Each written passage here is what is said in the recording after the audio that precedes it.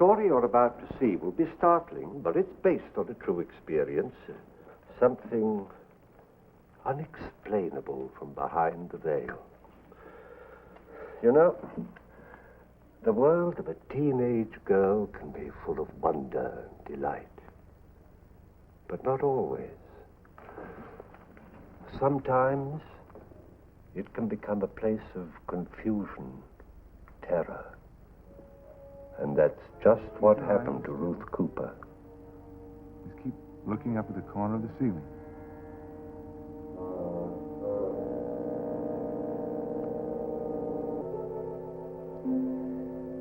What about your arm? It still hurt?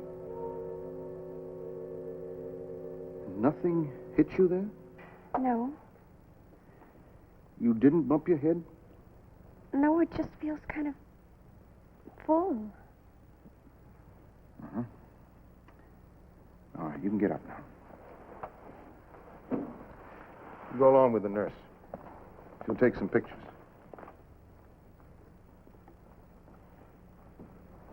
Dr. Madison, what is it? She appears perfectly normal. But why doesn't she know me? Her own mother. There was nothing unusual about her before this morning? Nothing. She was perfectly all right when we left Chicago yesterday. Nothing on the train or in the hotel last night? Not a thing. Well, maybe the X-rays will tell us something. What about her father? He's been dead for 8 years. Oh, I'm sorry, Ellie. I didn't know. I've tried to do everything I could for her. That's why this is so awful. I'm sure you have. She's a fine-looking girl. She reminds me of Ellie Hudson, the last time I saw her. No. I was older when I left Greenville. Ruthie's not even 16 yet. I know how hard this must be for you, Ellie. You'll do everything you can for her. Of course I will. Tell me about you. Is this your first visit home? In 20 years, I told Ruth all about Greenville. I wanted her to see the place where her mother was born. Why don't you wait in the outer office for a while? I'll talk to Ruth some more. Thank you. Well, why don't you sit down here? And now I'll have your photo in my album, too. I already have your mother's. You know, when she was a girl. My mother's? Oh, you mean Mrs. Cooper. Doctor, who is that woman? Well, I knew her some time ago. She used to live in Greenville, too. But why am I staying with her? She's, someone who likes you very much. Oh. Can you tell me who I am?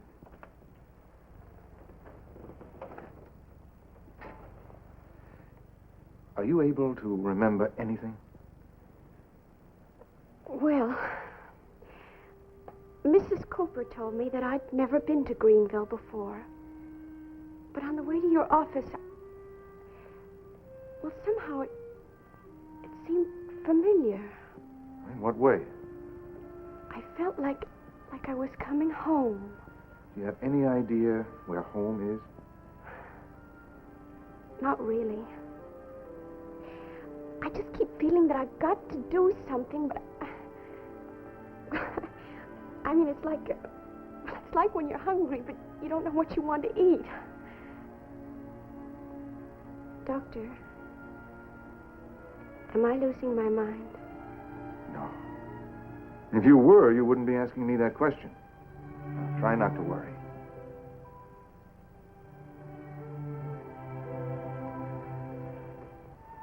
Is there anything else you'd like to tell me? This morning when I woke up, I know this is going to sound funny, but I heard a voice. Uh-huh. A girl's voice calling me from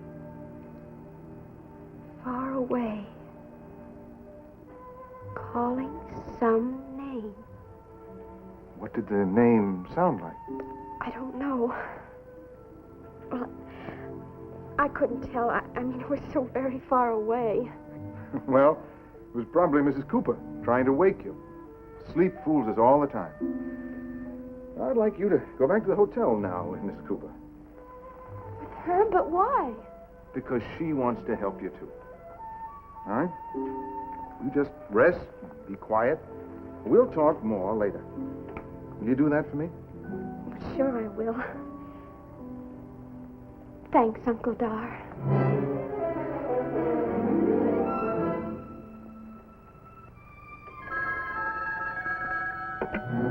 Hello? Yes, Dr. Madison. This afternoon? Yes, we can be ready.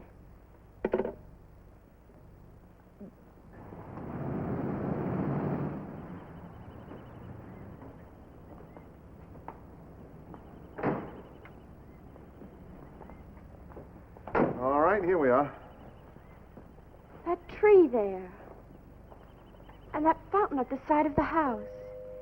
In the springtime, there are always so many birds that we... Please, Ruthie.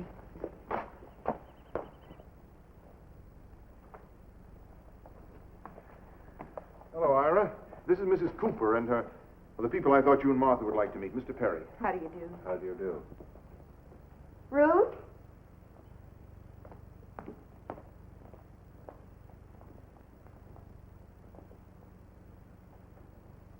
We'll find Martha in the living room.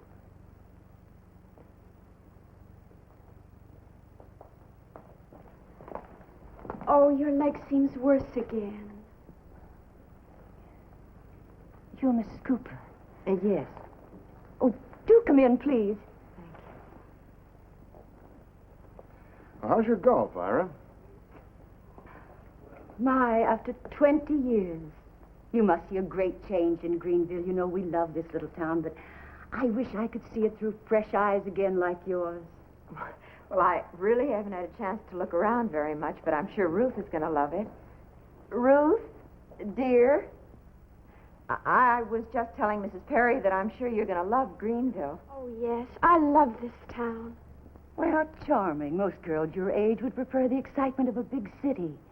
And Chicago is a fascinating place. You know, the last time I was in Chicago was 5 years ago. Maybe we'd better not leave Peggy's picture around. Well, I don't think Martha will let anybody change that. Frightened? No, but perhaps I don't know exactly what you mean. Oh, no, frightened. Frightened is the wrong word. Awed is a better word. Hello, Duffer. Hello. Oh, hello. Hello. How have you been? Why, Duffer acts as though he knew her. Of course, dogs often react that way to people who like them. I can't explain any of this, Ira. Did you tell her his name? No. Then how did you know it? I have no idea. You remember the nickname that your daughter used to call me? Yes. 4 hours ago in my office, this girl called me Uncle Dar. Nobody ever called me that but Peggy. Could they possibly have met before Peggy died? No. She's never been here before. I ballerina. don't know how to... No. Well, I'm afraid, dear, it isn't yours. It was given to my own little girl years ago. Why, look at her arm. Oh, Mother, when was it broken?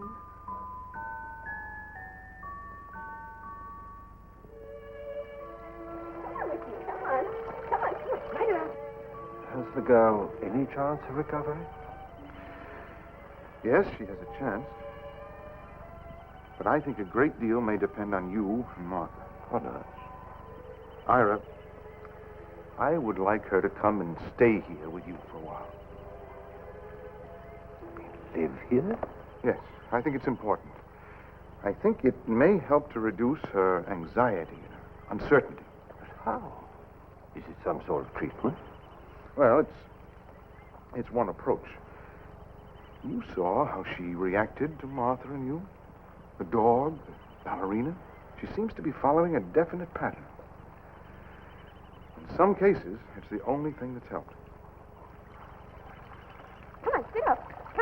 on, Zephyr. Come on, boy. You're asking me to do a very difficult thing. I should have to know some more about those other cases. Let's go inside. Now, turn around. Turn around. Turn around. Come on, turn around. This dog always has had a mind of his own. We're used to that around here. You mean because I have a mind of my own, too? I wasn't thinking of you, dear. Come on, come on. Oh, you're so good. You're so good. Okay. Did you have a garden in Chicago, Mrs. Cooper? Huh? Get up. Oh, no. Get up. Go get the ball. Go get it. Come on, go get it. Come on. You come back here this minute or I'll put you in the closet again. Would you excuse me, please? Come on, Zephyr, come on. I suppose you've considered every angle of this. How do you mean? Well, there's always the possibility that they're trying to put something over on us. When I first examined her, she was actually suffering the same pains that Peggy suffered the night she fell down those stairs and died. Now, I don't think they're trying to put anything over on us. No, I guess you're right. She's so like her. Because I haven't told Mrs. Cooper yet I want the girl to stay here. If she does stay here, will it be bad for Martha? Well, might even do her good. Providing, of course, she doesn't get so emotionally involved with the girl that she can't let her go. She'll have to lose her eventually. Dr. Madison? I'll have a word with Martha. If she says yes, I'll nod to you. Dr. Madison, can anything be done for her? Anything? Perhaps. I certainly hope so. But it may mean you will have to make a great sacrifice. Oh, the money doesn't matter. No matter what it costs, I'll get the money somehow. I don't mean money, Ellie. What do you mean? You will have to let Ruth come and live here with the Perrys a while. You mean give her up? Just temporarily. But I can't tell you yet for how long. Oh, but I can't do that. You can't ask me to do that. Does that mean you know what's wrong with her? No, I don't, Ellie. But I think this may give us a chance to find out. I think it may help Ruth to get well. Can I live here with her? No, that wouldn't work. But you can visit her often. Will the Perrys take her?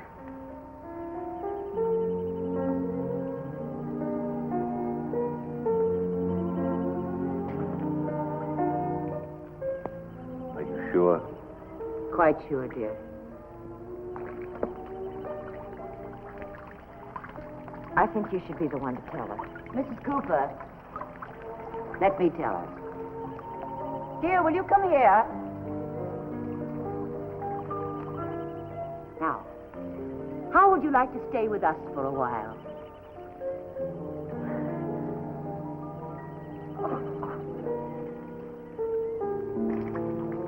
I'll send her things.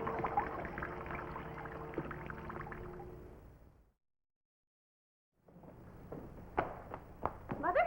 Oh, darling, you frightened me. I didn't hear you come in. I'm sorry. Mother, who is she? Oh, she's the daughter of a classmate of your father's. She seems so familiar. You've got a new hairdo, haven't you? Oh, yes. Do you like it? Yes, I do very much. Mother, could I have met her somewhere? No. No, you couldn't possibly have met her. Now, what have you got there, dear? What is this? Oh, my What list. is it? Oh, wait. I forgot Nancy. There, what do you think? What is it? Wait, it's for my birthday party next Wednesday. Now, Mother, I only want to invite my very best friends, you see, like Mary and Alice. What about Betty Hill? Do you think I ought to invite her, too? Well, dear, I think you should give it more thought. Now, why don't you go upstairs, and as soon as I finish the roses, I'll come up and help you plan. Oh, of course. I even forgot Joyce. I guess I better think about it for a while. Yes.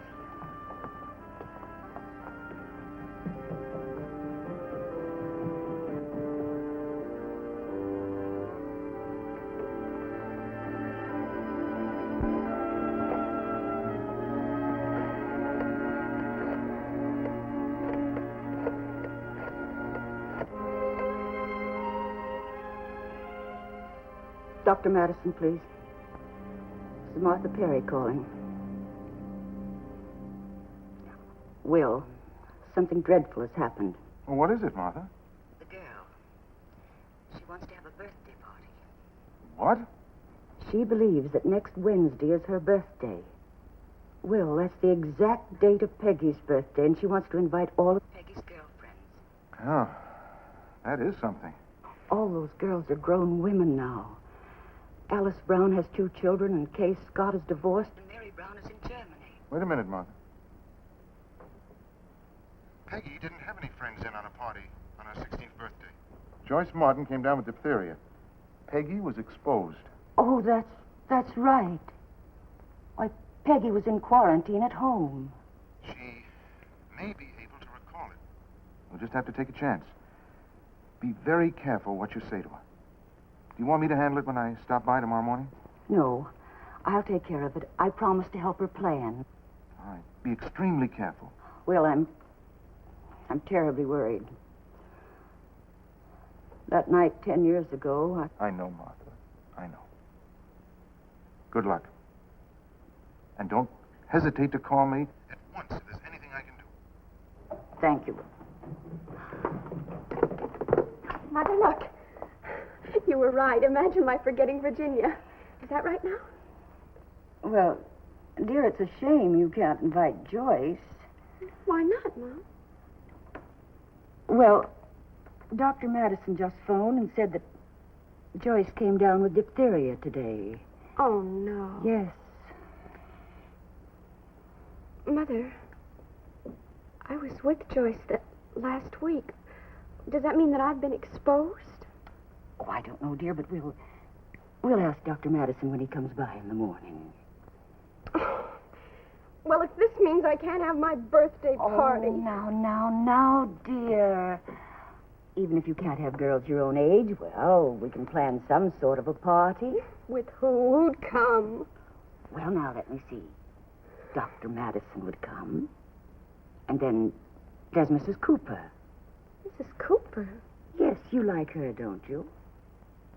Well, yes, I like her, but Mother, she's such a sad woman. She's always so unhappy and confused. She's very fond of you. Mother, maybe asking her to my party would make her happier. Why, of course it would, darling. Well, let's invite her then. Oh, you're a dear. See that silly dog when I was getting ready? Hello, Ira. Oh, I'm sorry I'm late. I got held up in surgery. You missed a very good dinner, but you're just in time for the cake. How's everything going? Well, she's a remarkable child, there's no question of that.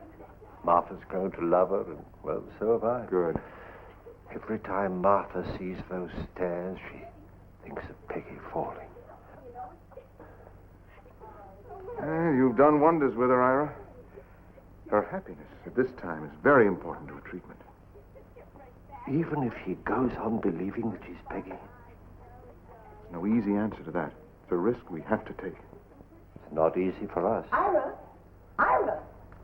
We're ready for the birthday cake. Hello. Oh, Will, I'm so glad you could get here.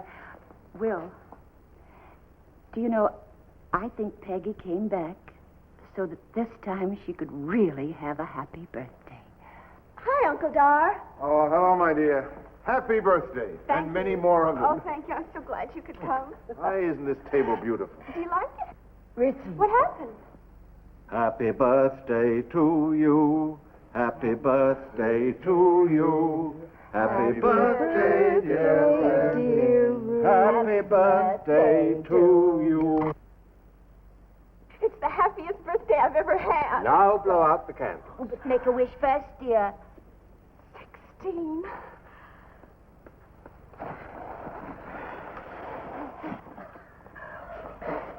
There you are, girl. 2 years. Of course, there's this. Oh, no, Ira, wait with that, dear. Oh, no, Mother, please let me open it All now. right, darling, open it. Oh, it's beautiful. Do you like it? Oh, look. Darling. Oh, may I go right up and try it on? No, not upstairs, dear. No. Oh, why not? That'll be all right. Of course, go on up and try it on. Oh, thank you. Please forgive me. I must. I'll take her home. Be right back.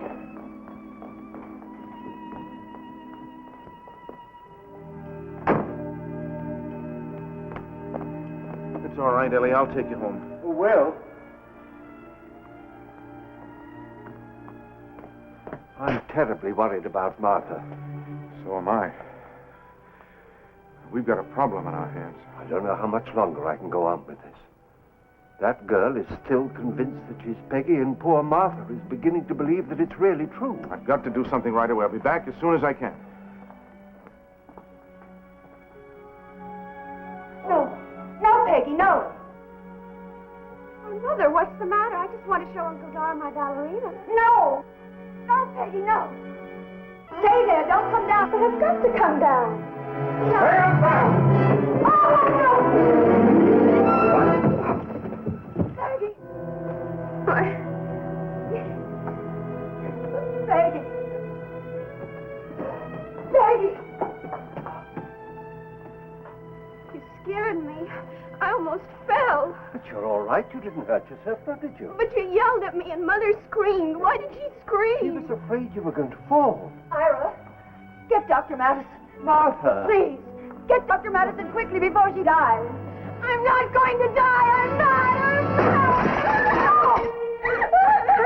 Oh, the ballerina you broke. Peggy loved it so.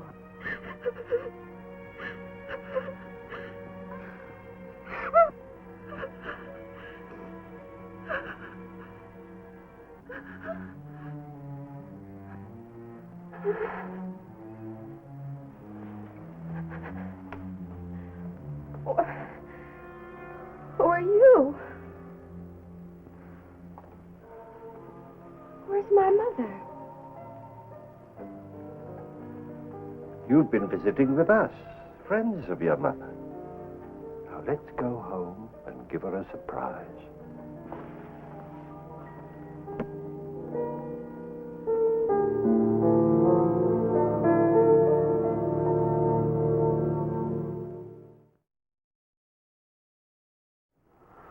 How could Ruth assume the identical personality of the Perry's daughter, whom she had never met, and even know the name of her dog and of her friends? Was it because the spirit of the dead girl did take possession of Ruth during her fantastic experience? Well, these are questions for which, with all our knowledge, we have no sure answers. What do you think?